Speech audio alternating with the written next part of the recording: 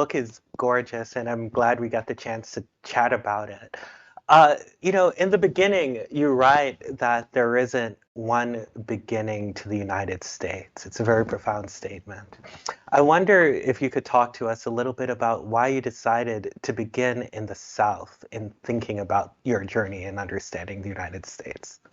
Sure. I mean, it's really interesting because we're in the midst of these political debates about how you name the origin of the country, right? Whether you talk about 1619, 1620. For me, if you want to include Florida, you're going back to, 1500, 1776. And the debates about when we began are often connected to ideas about what is important, what parts of the story of the nation are important.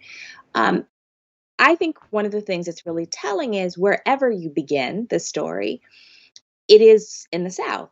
And part of that that as an origin point tells you a lot about what the country is, right? It began as this place where European empires that are hungry for expansion and in competition with each other and seeking the fountain of youth or gold or prosperity in some way or another descend upon this land where there are people already and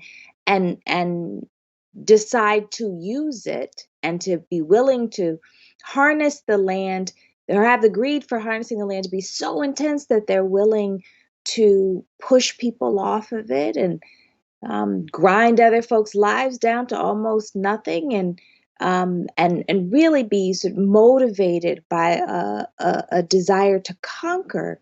And that happened in the South because of the climate, right, and the environment, the lushness, the beauty. But that sensibility is really at the core of what this country has been.